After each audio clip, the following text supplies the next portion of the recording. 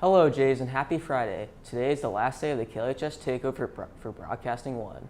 On today's show we will be covering information over the Stuco Class Cabinet election results, self-driving taxis, sports with Maddie, and much more, so stay tuned because this is KLHS.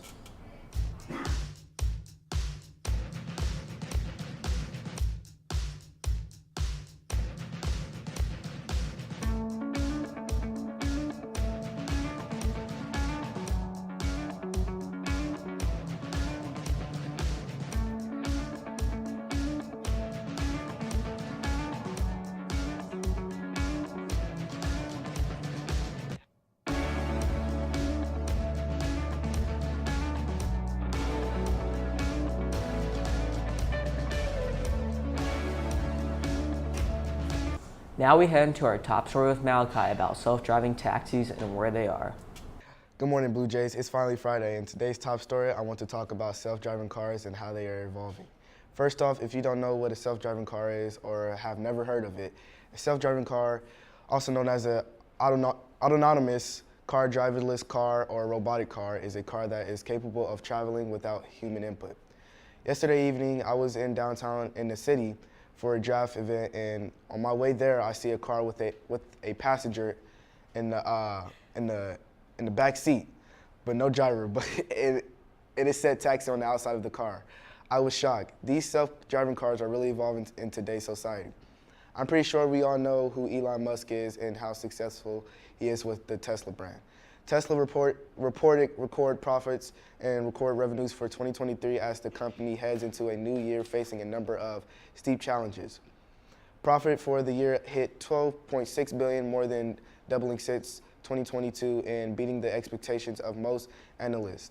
Self-driving cars have been around for a while now. The first self-driving car was successfully piloted from Pittsburgh to San Diego in 1995, although it was not a standard production vehicle. The Navalab 5, which was the fifth of the 10 cars that were retrofitted by the Robotics Institute at Carnegie Mellon, was an autonomous vehicle that was able to steer itself. But they have really improved since then and plan to still improve for our future. I can't wait to see so many Teslas and BMWs and so much more that are self-drivable on the road. Well, that's all I have for you today. Hope everyone has a great day today. Malachi signing out. Malachi for the information about the self-driving taxis. Now let's head into today's daily announcements. After anticipating the 2023-2024 class cabinet's results are in. Congratulations to next year's senior class cabinet, which will be represented by Andrew Esser, Tillen Hodgkin, Allie Mayer, Abigail Ropke, and Juliana Saraguso. The junior class cabinet will be represented by Matthew Esser, Spencer Jackson, Will Peacock, Ellen Shealy, and Caroline Shamwell. The sophomore class will be represented by Tia Einerson, Abel Enriquez, Presley Jackson, Mason McGeera, and Abby Moda. Congrats to all those who earned a spot on the 23-24 class cabinet. We can't wait to see what you guys accomplish next year. The library had their final day of the online challenge. Yesterday's winner was Carter H. Congratulations, and make sure to claim your prize at the library. For anyone who is interested in taking the June ACT, make sure to sign up by June 5th. You can seek a counselor for more help and info. Next week is the last week to order prom tickets for the Great Gatsby Gala. Juniors and seniors, make sure to purchase them now for $30. That is all the announcements we have for you today. Now we head to a short break with some of our sponsors.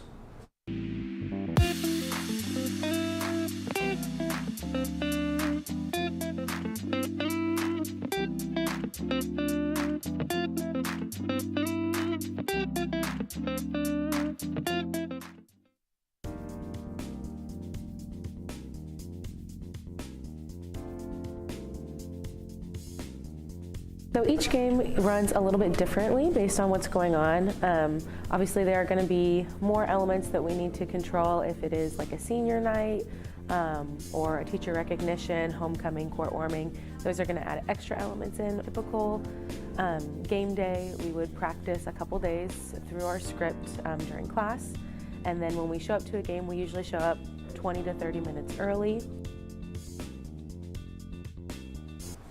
Let's now head over to Maddie for some in-depth coverage on this week's sports update. Good afternoon, Blue Jays, and happy Friday and happy draft week. I have lots of updates for you about the sports results from this week, so let's get right into it.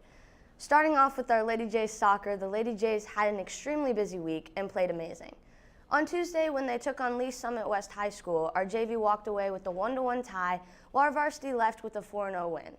And last night, the Jays took on Staley High School, with JV tying 0-0 while varsity pulled out a win after 2 overtimes. Great job to our Lady Jays, and we're excited to see more from this amazing team and see them getting ready for districts. Next up, we dive into our boys rugby. Last Friday, the boys had a game against Liberty North and pulled out a victory. Congratulations, boys, and we're excited to see what else you have in store. Moving on to the boys and girls track and field. On Tuesday at freshman conference, Avila, Inslee, Ella, and Riley all ran 3 races and still found ways to PR and take home medals. Great job, ladies. And then on Wednesday, varsity headed down to Rockhurst, and team got 2nd place, and our 4x800 got 1st place. In the 1600, Britta got a new personal record with a time of 5:22.2. Campbell had a time of 5.28 and also got a new personal record. And finally, Charlotte got 6th place with a PR of 5:30.7. Amazing job, ladies. And on the boys' side, Jack, Jager, John, and Evan take 1st at Rockhurst and lower their time to a 3:23.89 in the 4x4. Congratulations on another great race. Well, Jays, that's all the sports updates I have for you today. I hope you have a great week and an amazing weekend. And don't forget to tune in to the NFL Draft. This is Madison Barnes signing off. Thank you, Maddie, for updating us on this week's sports results. Now let's stand for our pledge. I pledge allegiance to the flag of the United States of America and to the republic for which it stands, one nation, under God, indivisible, with liberty and justice for all. This brings us to the end of our show. Be sure to follow us on our Twitter and Instagram for any updates at KLHS_Jays. This is your host, Dom Killy from KLHS, signing off.